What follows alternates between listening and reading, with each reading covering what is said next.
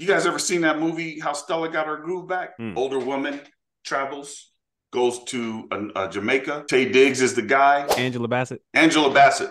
Yep. And so she travels. She's an older woman. She wants to get. She's gone through a divorce. She actually the scene was here in Scottsdale. They shot most of the movie here in Scottsdale, and then she traveled and moved to went to Bahamas, met this young cat, so on and so forth. And she got her groove back. Now this story came out just after another story had come out that took place from a woman who did a similar thing. She got on the airplane and this dude had given her like a ring case. And he said, don't open this until you get home. She couldn't wait. She gets on the plane because he gives it to her at the airport. She opens it up. Now she went because she wanted to have a good time. She wanted to have her time. She was like, man, I want to get my time, so on and so forth. When she got on the plane, opened the ring case, thinking this dude bought her some nice piece of jewelry or whatnot, because they had these luxurious 2 weeks of it up and doing this, that, and the other. And inside, when she opened it up, there was a note in there that said, welcome to the world of AIDS. He had infected this woman. True story. Listen, y'all, think further about why it is important not to jump into this space. Because you're in a commitment with somebody, right? And you're loving this person. And we can get further into it, but I told Grape this. I said, when you're making love to your wife, you're considering everything that you built around your kids, your home, your family. It's different. You're not just having, that's your wife. That's your family. You're connecting with that. That moves through the rest of your family and how you're dealing with your family. You're building something. You have something that's going on that's there. It's not just that you just had. No, this is a part of what you do to continue to further and grow and build your family. It's deeper than that. So I just wanted to share that piece. My heart aches, bro. Like hearing stories like that, because I know how legitimate it can be. Again, we talked about how much deeper it is. We got to get away from treating it like it's ice cream samples. I know I talked about that last week a little bit, but we definitely want to just get away from treating it like ice cream samples. It's just so much more deeper than that. If you feel that you have to have sex with this person in order to determine not only if another date is necessary, but that this person makes sense for you to move forward with for a lifetime experience, that is somebody you don't need to be with. I think it just needs to be a heart reflection for you. Why is that important for you? Why is that necessary for you? Why do you feel that you have to experience that? And I think if we actually were to remove ourselves from a lot of the mainstream thoughts and ideals that are put out here, that have created so many standards for people to the point where we've got first date lists out here, I think we would actually be able to get clarity of mind and see that it's not necessarily something that is that important in the first get-go. Like, bro, I don't know you.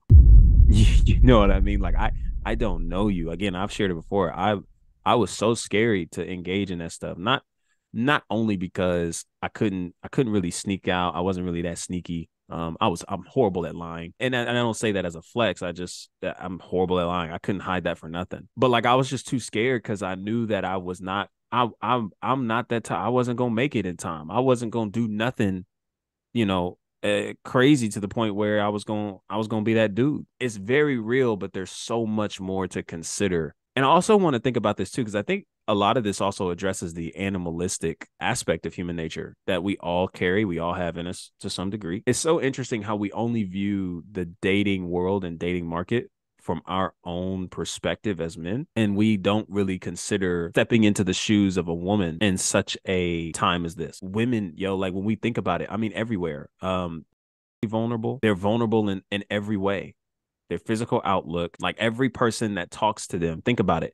Every guy that has the cojones and confidence to walk up to a girl, something that attracts the woman because they want to be approached, but because it's only the type of dude that moves animalistically, or he's only thinking about getting some at the end of the night. It's almost as if they feel as if they have to settle because this is the only type of dude that is showing up, giving a holler, and actually being confident in approaching me. It's really, really scary when you think of it and you just put yourself in their shoes.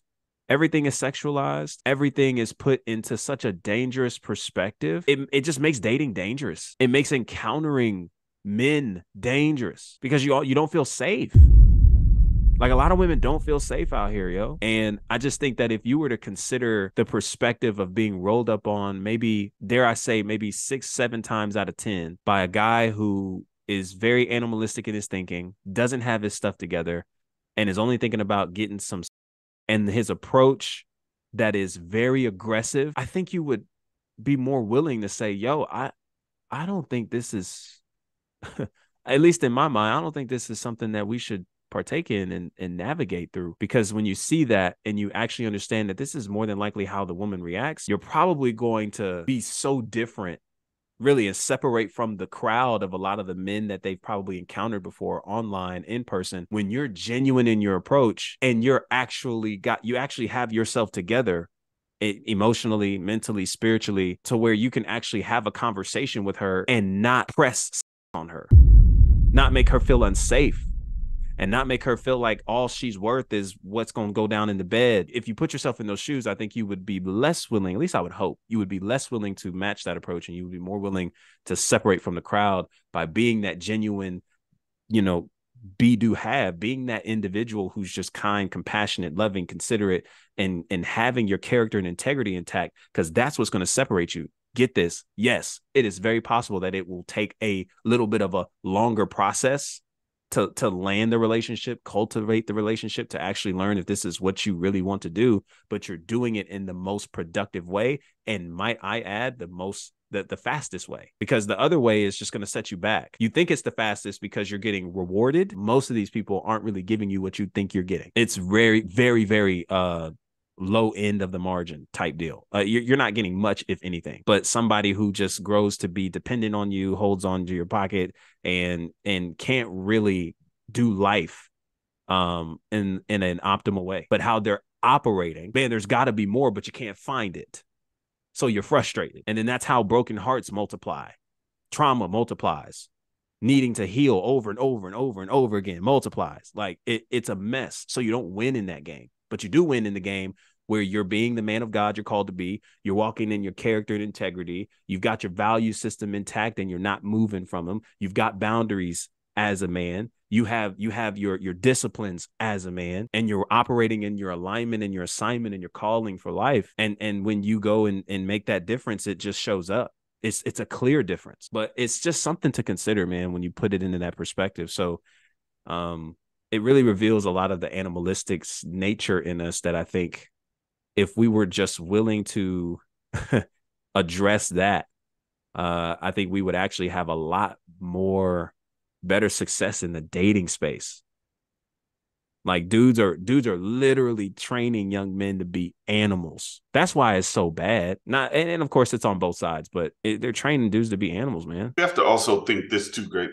What is the problem with the process? What is the problem in getting to know somebody? What are we in a hurry for? There's another video out there where I think I sent it to you yesterday, where the girl says, I don't try before I buy. She's like, you ain't just gonna be up on top of me talking about, let me bust this open and then do. She was like, and he was like, so how do I get to know you? Now I want you to understand, this is the response. This is what people have to deal with. How do I get to know you? So your penis doesn't have a brain. This ideal that hers is better than hers, no, it's the woman. Most of it has everything to do with you, though, and what your purpose and what your plan is and how you want to approach it. My question would be to this, and this is the question I always ask men: if it was your daughter, how would you handle that situation? That's all I'm gonna ask you. That's all I'm gonna ask you. Because would you pull up a whole bunch of heat on a cat who came and was like smashing your daughter, and then he told her, you ain't nothing but a hoe, get out of my face. I wasn't trying to be none of that to you. You shouldn't have been letting me do that. Man, I promise you're not gonna feel the same way. So I want you to think about the approach that we have too with women and regarding this. Sometimes, like Grape said, I'm glad you brought that up. It's animalistic, man. But that's not who she is. She's God's daughter. She's made and created in God's image.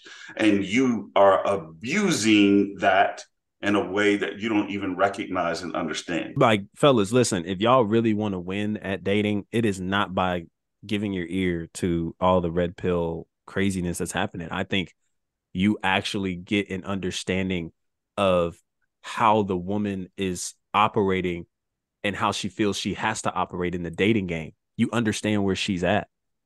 It's not trying to fight and battle this hypergamy conversation and all these different kinds of things. No, it's like, no, actually, because there's so much of this out here, these cats are approaching women crazily. And unfortunately, women feel that because this is their best shot, because homeboy is just that confident to approach. It's their best shot. Because they feel it's their best shot. They go with it. They go with it. You know, and so this also speaks to a lot of the confidence that we need to create in us as men to be willing to talk to a woman. It's crazy because, again, culture has it a lot twisted too, man, because I asked a question earlier in the week about feminism and immediate thoughts that come to mind. And I know Twister was talking about a lot of the twisted agendas that have fallen behind it. And so it does, you know, when you think of the Me Too movement and how all of that has created pressure, and when you think of a lot of just a lot of gender fighting happening, right? Men versus women, women versus men. We're all against each other in some kind of capacity, it feels like. So it makes it difficult because you're assuming all this information that you've heard, this is how they're thinking, you know? So you're slow to approach because you don't want her to think that you coming on to her or that you trying to play and run game. And so I can get how it is difficult for sure. But I definitely feel that your character, man, again, your character is what separates you from that pack. And I'm not moving like this because I want whatever reward you think you can give me. I'm moving like this because this is just simply who I'm called to be. A man of God, honoring God in my word and deed, day in, day out, and walking in my calling as Christ has called me to. So whether you accept that or reject that, honestly, does that, well, I mean, can my feelings be hurt? Sure, but that don't mean I'm going to change, because you were never the end goal. Just like I was never supposed to be the end goal. So like there's a difference there, man, in how we operate. And it just, if you really want to win in dating, this goes for any man, Christian, whatever. Listen, get to understand and step into the shoes of the women who are out here navigating this same messiness of dating as you find yourself doing. I promise you will look to approach women in a whole different light. Hey, listen, if you stuck to the end of this from the bottom of my heart, thank you oh so much. If you want to hear more of these kinds of conversations in this format, please check the description below. There you will find a link to sign up for a Maverick membership. This is where the Truth Project sessions go down every Thursday night, 7 p.m. Central Time, where you can be a part of conversations just like the one I shared in this video. Your worldview is welcome, no matter what worldview you come from, and we're all there pursuing one goal: truth. Check the link in the description, sign up, 3 days for free. After that, it's $9.99 a month, but you'll get your money's worth and then some. I'll see you over there, and until next time, be easy and be breezy, my friend. Peace.